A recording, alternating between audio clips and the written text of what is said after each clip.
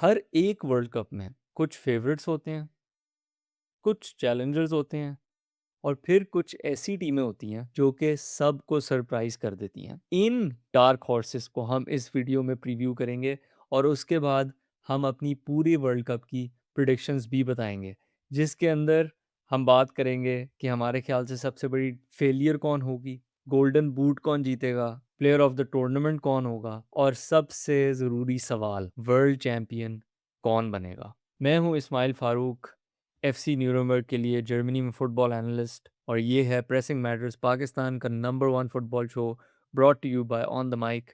और मेरे साथ मौजूद हैं Sheikh Hamdan, UEFA licence coach और कराची यूनाइटेड के मैनेजर। अच्छा हमदान, अब हम कुछ ऐसी टीमों की बातें करेंगे जो कि quote unquote dark horses consider होती हैं, जो कि हर वर्ल्ड कप में होती हैं। इस दफ़ा मेरे ख्याल से एक डार्क हॉर्स जो है वो नेदरलैंड्स है। एक बड़ी इंटरेस्टिंग टीम रही है हिस्टोरिकली, क्योंकि इनके पास elite historical coaches, players, Marco van Basten, Ruud हिलेट, क्या उसे कहते Yeah. हैं, राइकार्ड शाइकार्ड, ये सब आए हुए हैं। बट ये आज तक Yes. वर्ल्ड कप नहीं जीते। Euros Yep. के अंदर सक्सेसफुल हुए हैं, वर्ल्ड कप नहीं जीते आज तक। स्क्वाड को अगर देखा जाए तो I think again they have some, like इनकी डिफेंस बहुत क्वालिटी वाली है। प्रूवन प्रीमियर लीग प्लेयर्स हैं, वैन डाइक है, आके है, टिम्बर है, वैन डर वेन है, फिर डमफ्रीज भी है हाँ, जो कि yep. इनका जो है वो wing back sort of role खेलता है।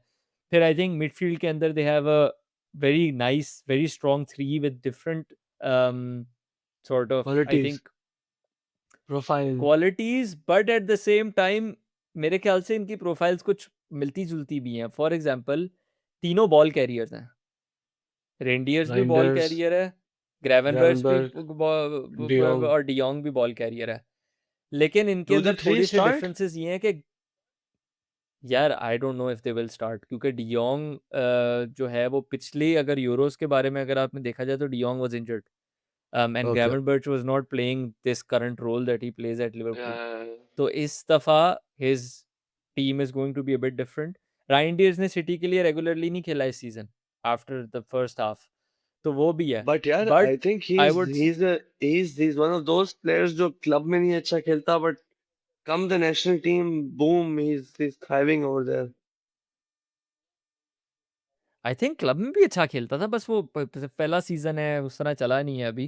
खैर उनकी आई थिंक कॉम्प्लीमेंट्री कुछ चीज़ें कॉमन भी हैं, लेकिन कुछ उनकी डिफरेंट स्ट्रेंथ्स भी हैं, क्योंकि राइंडियर्स इज समवन जो कि ठीक है, बॉल कैरियर तो तीनों हैं, लेकिन राइंडियर्स है वो फाइनल बॉक्स के अंदर लेट रन मारता है। आई थिंक वो गुंडोगन टाइप उसकी वो तबीयत है। Frenkie de Jong is more of a कि मैं बॉल से ड्राइव करके जो है वो लेफ्ट राइट जो है वो पास करके आगे बॉल को combine, like ball Mhm. Progress करूंगा। क्रेवन बर्चेस के टाइट एरियाज के अंदर मैं एक दो बंदों को जो है on the half turn beat करके निकल जाऊंगा। तो उनकी अंदर थोड़ी प्रोफाइलिंग डिफरेंस भी है। अटैक में I think there lacking world class quality, like उनका कोडी गैक्पो के बारे में जितना मेरे से बुलवाओ कम है। तो सिवियर लैक ऑफ फॉर्म, मैं उसको तमीज़दार लफ्ज़ों में बोलूँगा। Who और who do इनके they पास have? डिपाय है। यार they have Brian Bobby Brobbey, Sunderland वाला, जो कि इनको एक डिफरेंट Sunderland वाला. डिमेंशन देता है, जो इनको डिफरेंट डिमेंशन देता है, ठीक है। Pace मेम्फिस power डिपाय का. है जो कि वो प्लेयर है कि जो बस वो Khalifa. नेशनल टीम के लिए चल जाता है। हाँ, हाँ, नेशनल टीम के लिए चल जाता है, हालाँकि कोरिंथियंस में खेल रहा है वो। Uh, कोडी गैक्पो है, नोआ लैंग है, उसका मुझे पता है गैलातासराय में होता है, बट yeah. टर्किश लीग और उसमें डोनियल मालिन है, एएस रोमा का। Yep. Yep. um, Somerville है वेस्ट हैम का, सो they have some Crescencio. wide sort of Crescencio profile Summerville. Wingers की। um, You know, और I just वेगहॉर्स्ट है found वो। out. I just found out Summerville was Dutch. ये कैसे possible है यार? मुझे तो लगा था for the मुझे North. लगता था ब्रिटिश है। English था. English मुझे है लगा और क्या? मुझे लगता था हाँ. ब्रिटिश, हाँ हाँ हाँ। नहीं तो खैर इनके पास वाइट प्लेयर्स थोड़े प्रोफाइल है, लेकिन आई थिंक क्वालिटी लैकिंग है, लाइक सब। Yeah. Gakpo I think has completely fallen off a cliff. Malin I not was getting you really the वो goals उस as the quality. question over Depay there. is their top scorer. Depay is the top scorer, but he's not really a goal scorer. तो I think जो मैं इनके बारे में पढ़ा था वो ये है कि Koeman was actually thinking about, या एक्चुअली प्लानिंग के सेट पीस स्पेसिफिक हम कोई कोच वगैरह रखें, तो ये उस चीज़ को यूज़ करना चाहते हैं, क्योंकि वैन डाइक, शेन डाइक जो हैं वो सेट पीस को काफ़ी जो है वो अच्छी तरह यूटिलाइज़ कर सकते हैं। और दूसरा ये है कि they mostly attack from the right side, जहाँ पे डम्फ्रीज़ होता है। एंड आई थिंक अगर ब्रॉबी और वेगहॉर्स्ट को आप गेम स्टेट चेंज करने के लिए लेके आ रहे हो, तो वहाँ पे इम्पैक्ट डल सकता है। प्लेइंग स्टाइल की अगर बात करें तो उसी पे कंटिन्यू रखते हैं कि कोमन ठीक है, डच जो है वो प्लेयर रहा है, फिर कोच भी है, लेकिन आई थिंक उसकी Netherlands team mostly pragmatic football इन्होंने खेली है कि यार हाँ, हम 3-2-5 या 2-3-5 में आ जाएँगे, लेकिन हमने बहुत ज़्यादा रिस्क नहीं लेना। हमने जो है वो गेम स्टेट प्रिज़र्व करके मैच खेलना है, हम काउंटर ना पड़ जाए, लाइक थोड़ी सेफ फुटबॉल खेलते हैं। But it is positional based and it's like mostly predominantly attacking from the right side, क्योंकि इनके मेन प्राइमरी आउटलेट ही डेंजल डम्फ्रीज है, पेस को और पावर को यूज करके। और मेरे ख्याल से I think they did quite well considering their Yeah, this is their what I was squad. about to say. Euros में they did well. 2024 में semis, Yeah, they played well but as उनको well. They थोड़ा played good football. थोड़ा थोड़ा I think उनको draw, मेरे Draw ख्याल से थोड़ा easy. ड्रॉ इजी Yeah, मिला था, it was. ऑस्ट्रिया मिली थी Yeah. I think Yeah. इनको, नेदरलैंड्स को। और उसके बाद लेट्स सी, अभी देख लेते हैं।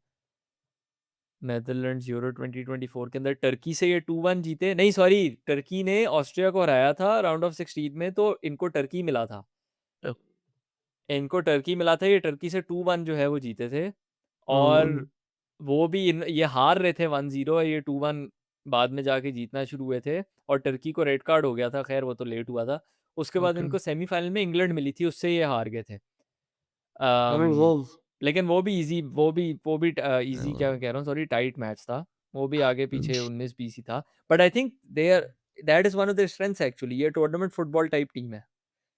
ये ज़रा मैच को टाइट रखते हैं, फिर ये सेट पीसेस की भी बात कर रहे हैं, तो ये कर सकते हैं। लेकिन अगर इनके ग्रुप समझ की गया. आप बात करो, इनका ग्रुप टफ है। इनके ग्रुप में जापान है, जो कि मेरे ख्याल से वर्ल्ड कप के अंदर एक बहुत टफ One अपोनेंट of होता है, the. क्योंकि बेल्जियम Yep. को इन्होंने Yep. ऑलमोस्ट हरा दिया तो 2018 में, 2022 में स्पेन को मारा इन्होंने। फिर इन्होंने अभी रिसेंटली इंग्लैंड के खिलाफ अवे मैच जीता है वेम्बली जाके। जर्मनी का भी तुम्हारा था. हाँ, तो ये सारे मैं वो उसकी बात कर रहा था। बेल्जियम को इन्होंने नॉकआउट के अंदर ऑलमोस्ट हराया था, Yeah. स्पेन को इन्होंने फेंट दिया था, जर्मनी को फेंटा, और इंग्लैंड से अभी जीते हैं। Yeah. फ्रेंडली था, लेकिन फिर भी अवे एट इंग्लैंड जीतना बिग बिग डील। फिर स्वीडन है इनके इनके ग्रुप में, जिसका मैनेजर ग्रेम पॉटर है, जो कि बिल्कुल ही आउट हो, मतलब प्लेऑफ्स के थ्रू आए हैं वो लोग। Yeah. बिल्कुल. बट रिसेंटली उनका जो है वो फॉर्म बेहतर हुआ है, और they are very top heavy. उनके पास इजैक है, उसका सीज़न हमें पता ही है कैसा गया है। बट रिसेंटली उसने भी दोबारा आके वापस गोल मारा है, तो हो सकता है वो अब वापस फिटनेस अपनी हिट कर रहा हो जो उन्हें चाहिए। Hmm. और ग्योकेरेस Hmm. है, Gyökeres who है. also provides that power and that Yeah. target man sort of profile। और फिर आखिरी इनके ग्रुप में है टूनिशिया, जो कि ठीक है, इतनी कोई हेवी टीम नहीं है, लेकिन across the 10 qualifying games, I I don't like, मुझे स्टैट पता नहीं, पढ़ा है मैंने, लेकिन मुझे सही नहीं लग रहा। इन्होंने एक भी गोल कंसीड नहीं किया, किन्होंने? टूनिशिया ने। What? 10 क्वालिफाइंग गेम्स में एक भी गोल कंसीड नहीं किया, एथलेटिक पे मैंने पढ़ा है। Wow. और Wow. इन्होंने That's. रिसेंटली निल निल, मतलब ये निल निल वाली टीम है, निल निल, 1-0, निल निल। और रिसेंट सही है. इन्होंने निल निल ड्रॉ किया है कनाडा के खिलाफ। तो ये फंसा देंगे मैच को किसी के भी खिलाफ भी, अगर आप जो है ना इनको, अगर Interesting. आपने थोड़ा सा भी मौका दिया। But Interesting. Netherlands first match is against Japan, and that will be a proper proper match, क्योंकि अगर वो जापान जीत गई तो फिर Netherlands could be scrapping for second place. But again, yeah, it's third place also goes through. So I'm not very worried about these big teams dropping out. क्योंकि unlike other World Cups, third वाली बाहर नहीं होगी. 30 best third team भी पहुंच जाएगी आगे. यार हाँ, लेकिन आपको फिर ड्रॉ बहुत फारिग मिलेगा, क्योंकि वहां से प्रोबेबली अगर आप थर्ड बेस्ट वो टीम आ रहे हो, तो फिर आपका मैच स्पेन से पड़ जाएगा, किसी से पड़ जाएगा शुरू में। But yeah, once you reach knockouts, it's anyone's game, anyways. True. But if you have been so poor कि आप इस ग्रुप के अंदर भी स्क्रैप करके थर्ड आ रहे हो, तो फिर प्रोबेबली आप स्पेन के या कोई बड़ी टीम के खिलाफ भी फिर आपको मसले होंगे। But again it's a one of game, anything could happen. मेरे ख्याल से ग्रुप टफ है, हो सकता है थर्ड आएँ, हो सकता है सेकंड, लाइक थर्ड तो मुश्किल है लेकिन हाँ, सेकंड आ सकते हैं ये। अ, हाँ, मेरे ख्याल से quarter finals is realistic for them, but I think they okay. Have definite dark horse energy, क्योंकि इनका इन नॉकआउट फुटबॉल के लिए थोड़ी टीम मुझे लग रही है सूटेबल। खैर, over to you Hamdan. The US of A, bring them on. Dark horses. I mean, dark horses or naturally, I mean, biggest co-host हैं मेक्सिको और कनाडा भी है, पर probably सबसे ज्यादा expectation जो है वो यूएसए से है। जिस तरह से what they've been trying to do with in the last 4 5 years, उन्होंने अपना जो है नेशनल सेंटर भी खोला है। इस कितना पता नहीं कितने एकड़ पे उन्होंने नेशनल सेंटर खोला है, $240 million लगा के उसके ऊपर स्टेट ऑफ द आर्ट।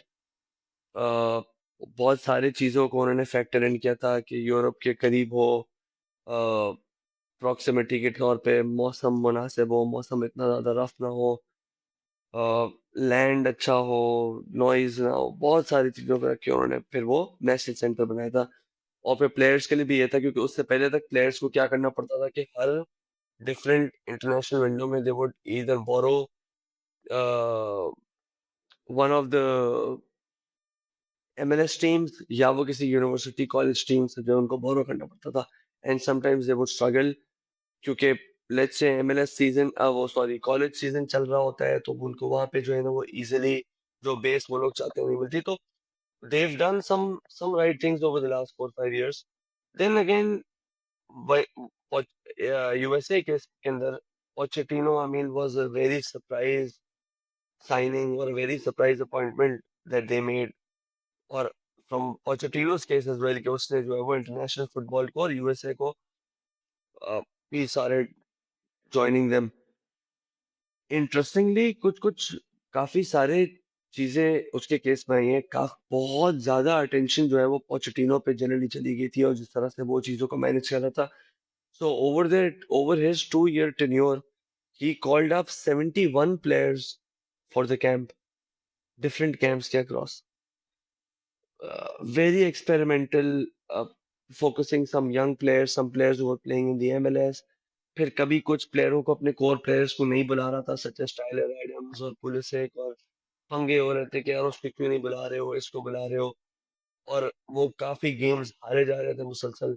तो फिर वो बीच में जो है वो जब तक गोल्ड कप आया था, गोल्ड कप के around which they hosted again, this somewhat was fine, they were decent, then lost to them in lost to probably Mexico in penalties इसमें।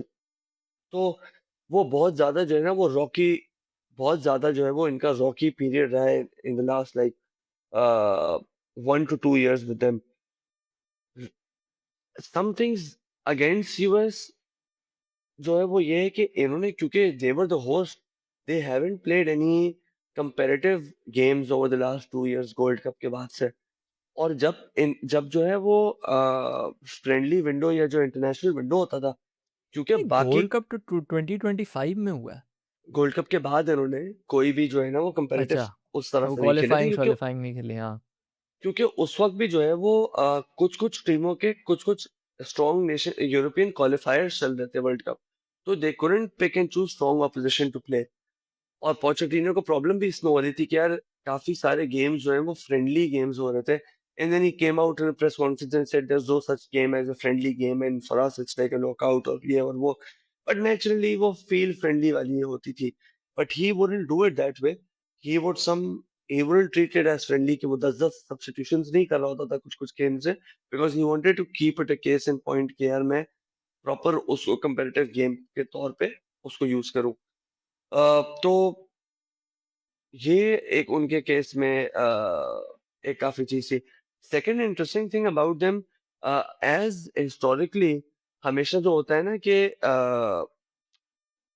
एक होस्ट नेशन के पास एक स्ट्रॉन्ग सपोर्ट होती है। USA has had a very tricky relationship with their fan base because of multiple reasons. एक तो reason क्या है कि क्योंकि यूएसए इतना डाइवर्स मुल्क है कि इतने सारे मेक्सिकन्स भी वहाँ पे रहते हैं। आई मीन इतने सारे साउथ अमेरिकन्स होते हैं, तो कुछ-कुछ वर्ल्ड कप गेम्स के अंदर they were actually outnumbered by the opposition team क्यों। और बाय द वे ये इसके एक वजह ये भी है सॉरी कि मेक्सिको वगैरह में football is the main sport, America के अंदर football is not the main बिल्कुल, स्पोर्ट। बिल्कुल। और क्या है कि फिर वो स्टेट टू स्टेट डिपेंड भी करता है काफ़ी। तो उसके बाद उन्होंने काफ़ी सारी जो है ना टिकटिंग स्ट्रैटेजी और उन्होंने अपने फ्रेंडली स्ट्रैटेजी चेंज करने की कोशिश की थी कि जिससे फैन्स आए। तो the most recent friendly they played against Senegal, they had apparently some 58,000 fans, which their players said when they walked out onto the pitch, they were shocked. कि यार इतना fan, and then they were like, यार finally there was some support, and then Poch spoke about it as well. कि यार the crowd gives us energy, because also if you think about Poch, जिस तरह से वो romantic और जिस तरह वो passionate और वो high energy वाली football खेलता है, he spoke about कि यार sometimes when there's no crowd and you're low in the game, you even suffer even more कि जब एक आध गोल पड़ता है। तो कह रहा था कि यार हमारी फुटबॉल के लिए हाई प्रेसिंग वगैरह के लिए we need the fan support. But difference, तो वो कह रहा था कि यार finally this was the first game Senegal के अगेंस्ट, जहाँ पे जो है वो क्राउड आया था और क्राउड ने इतना ओपनली सपोर्ट किया, and they had a very good game actually. अगर स्क्वाड के ऊपर आए, they've got they've got a good squad. अगर तुम उसको largely देखो with Christian Pulisic, Tyler Adams, Weston McKennie, Tim Ream, Anthony Robinson, Timothy Weah, Serginho Dest. So they've got some good quality. Then Florin Balogun, Balo, who plays in Monaco. I think पिछले 10 गेमों में पिछले 12 गेमों में 11 गोल हैं, so he's in hot form. I think it's a good squad, good decent squad which uh, eventually अब जाके settle हुआ है उनका squad. Pulisic was on a drought of, I think उसने इस साल के अंदर 2026 में कोई गोल नहीं मारा था, he just scored a goal against Senegal. They finally, the feeling in and around USA और उनके मीडिया पे भी ये था कि the team is now finally showing their true potential जो हमेशा से उन्होंने इन्विजन किया था पोचेटिनो के against. How they possibly their playing style again Poch के साथ क्या होता है कि they want to build up, but उनके एक स्ट्रॉन्ग फीचर रहते हैं with the way they press, high press, और पोचेटिनो हमेशा is renowned for teams where they press. अगर आप इनके स्क्वाड के अंदर की एक और इम्पोर्टेंट चीज को देखो तो there was a player Tanner Tessmann who used to play in Lyon. वो 2000 थ्रूआउट 2025 टू 2026 क्वालिफायर्स तक, और सॉरी फ्रेंडली के जितने भी उनका वो था, he was there in all 6 camps and he just didn't get selected for the World Cup, and he was actually the only other holding midfielder in the selected 5 midfielders that they have right now. तो Tyler Adam, जो जितने भी USA के मैं podcast और इनके journalist की बात सुन रहा था, क्योंकि मैंने सच्ची बात ये उनके ये अभी सेनेगल वाला गेम देखा था, उसके अलावा मैंने गेम नहीं देखे। They were saying he is the only other holding midfielder apart from Tyler Adams, और अगर एडम्स कोई सस्पेंशन हो जाए या कोई इंजरी पिकअप कर ले, they do not have specialised holding midfielders of that quality. Weston McKennie is the only one who can then drop in, but the way they've played and the way Pochettino and McKennie have both spoken, they both have said कि यार उसको जब freedom मिलती है as one of the number 10s, he is best in and around those areas. So वो एक बहुत बड़ा उनके गेम पे डाउट है. They are coming on to their group. They've got Turkey and Paraguay. Uh, Again, it's tricky with Turkey and Paraguay दोनों case में. And then thirdly is Australia. Turkey और पैराग्वे लास्ट 10 गेमों में एक एक match हारे हैं अपने कंपेरेटिव गेम्स। लास्ट 10 में से एक कंपेरेटिव गेम हारे। टर्की की जॉनर गोल्डन जनरेशन चल रही है टर्की की भी। बिल्कुल एग्जैक्टली exactly. और पैराग्वे ने सिर्फ 10 गोल कंसीड किए हैं पिछले 18 क्वालिफाइंग गेम्स के अंदर। तो वो एक चीज है जो और पहला ही गेम पैराग्वे के अगेंस्ट है। They finished highly in their south American क्वालिफायर्स। तो वो एक चीज थी कि जो इनके लिए for start, if they start badly against Paraguay, हल्की सी प्रॉब्लम हो सकती है, हल्की सी प्रॉब्लम हो सकती है, क्योंकि the next game it's against Turkey. यहाँ पे ये यूएसए फंस सकता है मेजरली, आई फील। और फिर शोर इतना ज्यादा होगा और फिर फैन कल्चर क्योंकि इनका उतना स्ट्रांगली बिल्ड हुआ नहीं है, तो we you can expect some difficulties for the US team. So कहाँ तक yeah, जाएंगे? that's hmm. Watch was saying ke why not why are we saying ke yaar round of 16 or the quarterfinal is a good result? He said I actually believe we can go all the way. But no manager would say कि और खास तौर से host nation वो ये तो कभी भी नहीं बोलेगा कि यार हम जो है वो राउंड ऑफ 16 तक पहुंच जाए हमारे लिए बढ़िया. But generally the news and the fan sentiment is कि if they reach the round of 16 and if they're satisfied quarterfinal पहुंच गए तो they will consider it as a success. बहुत बड़ी बात होगी क्वार्टर फाइनल पहुंचे वर्ल्ड कप के हाँ फॉर हाँ यूएसए नॉन फुटबॉलिंग नेशन। हाँ. सॉरी मैं इसके दोबारा अलावा अपने आप को नॉर्वे है। करेक्ट करूं. आई थिंक हाँ फिर one thing I want to correct. Their second game is against Australia. So not not Turkey, Australia. But again, Australia is notorious for their low blocks and they're very okay with not having the ball. और फिर वो एक Aussie mentality और वो जो unity हमेशा उनके साथ उनके केस में रहती है कि यार वो गोल नहीं खाएंगे, वो आपने भी नहीं मारने देंगे. अर्जेंटीना स्ट्रगल्ड राउंड ऑफ 16 के अंदर, दे बेयरली जस्ट मेड इट. तो USA could be in a tough spot if they lose their first game. सही है। और इसके अलावा तुम्हारे ख्याल से कौन सी एक टीम है जो कि नॉर्वे.